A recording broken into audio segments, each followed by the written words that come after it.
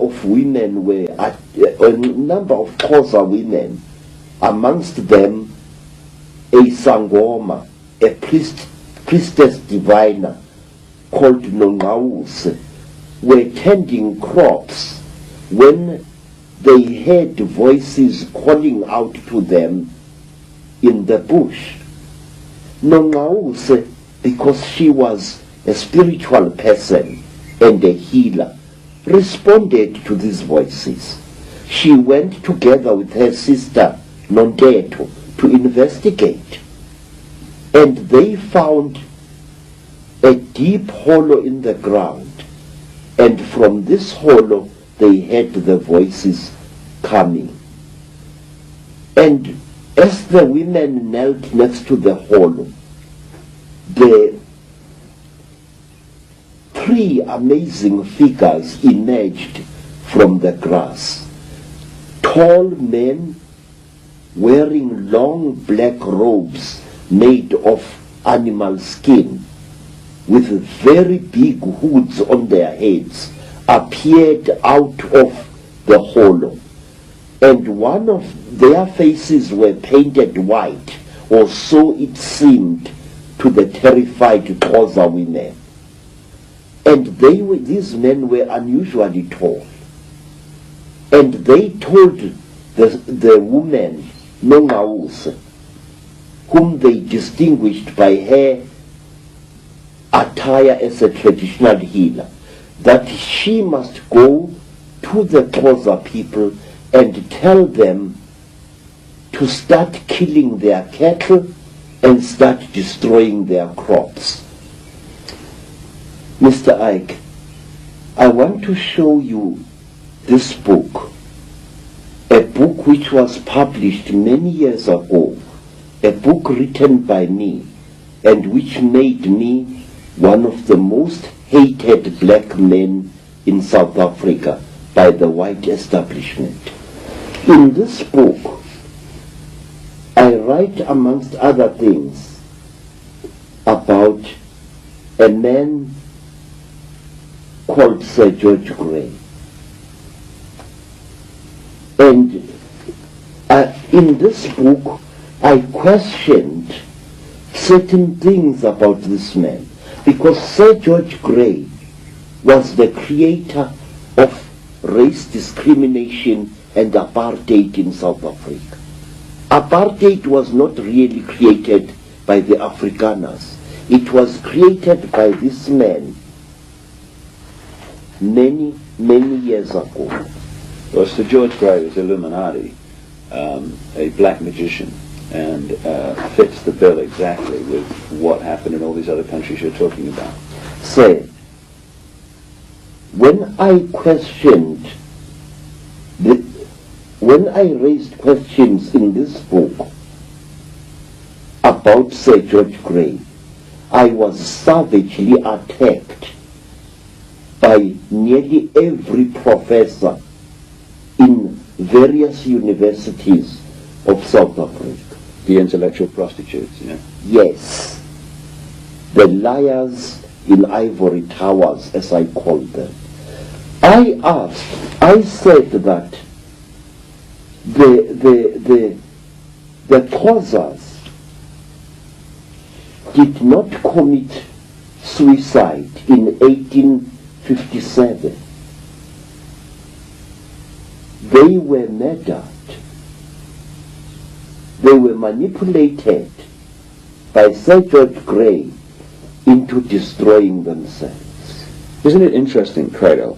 I've noticed this myself, that the story you've just told about how those people were manipulated to kill their cattle and what have you, is mirrored again and again in the story that has spawned religion after religion. I mean, whether it's Mohammed or whether it's Joseph Smith with the Mormons, again and again, the initiator has a vision or an interaction with some guard figure or angel, and bingo, they get told to do certain things, and the rest is history. Yes, sir. And what is most interesting is that these interesting angels have suddenly disappeared in recent times. You no longer hear of an angel coming to tell some prophet to establish a new religion. No. Where have they gone? They carefully choose certain times. Now, Sir George Grey, so let me go back to him. He manipulated the Xhosa people into killing themselves. And a poor woman, Nongawuse, became the scapegoat, because in every evil thing that has been done in Africa by the white colonialists, as well as by the Arab colonialists, there are always black scapegoats who are left holding the blame. And in this case, Nongawuse was. According to South African official history books, we are told that Nongawuse had had a dream that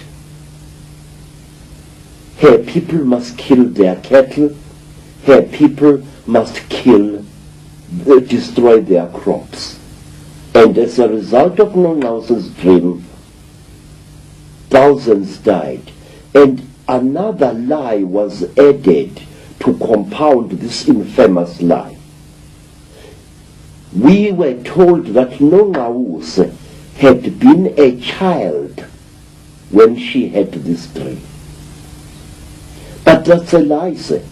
Photographs of Nongawuse taken after the terrible disaster show her as a mature woman who is wearing a beaded blanket, and on that beaded blanket it is shown clearly in beaded patterns that she was a Sangoma who had undergone several initiations. She was not a girl, but a spinster woman in her 25th year. And Nongawuse had not had a dream whatsoever, sir. She had seen apparitions. She had seen men who posed as gods, who were disguised as supernatural beings, and she had not been alone. And another thing, sir, the Xhosa people would never have listened to the word of any mature child on a serious matter like this, because to all African people, cattle and crops were not regarded as their property, but rather as the property of the ancestral spirits. Now, Nongawuse became a scapegoat. For a long, long time, our people hated Nongawuse for the dream she had supposedly had. And after I had brought questions about this story, after I had been torn apart by newspaper men, Nongawuse's story was suddenly changed and totally omitted in South African history books. I can show you some of these books where this story doesn't occur at all. Cato, is this story that you're telling in this one incident, can you repeat that again and again across southern Africa as the Europeans took over? Was it a method they constantly used? Yes, sir. Yes. You see, I can tell you a lot of things that were done. Some of the bloody wars which were started in South Africa between white men and black men were actually engineered by supposedly ancestral spirits, where a king suddenly saw an apparition. Mm-hmm. Now let me tell you, sir, one of these amazing stories, of which there are well over 100. And it is a true story that is known to every student of history in the land known as Lesotho. There was a great king, sir. The king's name was Muhlomi. Muhlomi was a priest king. He was a man who was both a healer and a king.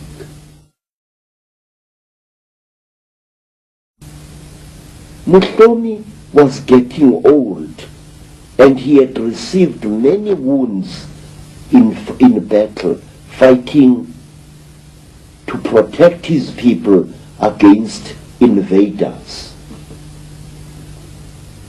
One day, Muhlomi was in his house when somebody knocked on the door frame of the house. And Muhlomi asked the intruder to come in. And into their hut there came a frightening being, a being whose face was as white as the face of death, a being which wore a hood over its head, a being with unnaturally wide shoulders, a being who wore a long robe of sable antelope skin. This being squatted near the entrance of the hut in which Muhlomi was, and the being told Muhlomi that he was to take one of his golden earrings, the earrings of kingship, and go on foot for a long distance to find a young man known as Dipoko, and to give him this earring. But what are you saying, great one? Said Muhlomi, utterly terrified by this unearthly being. You are saying that I, Muhlomi, must go and find this boy and make him my successor?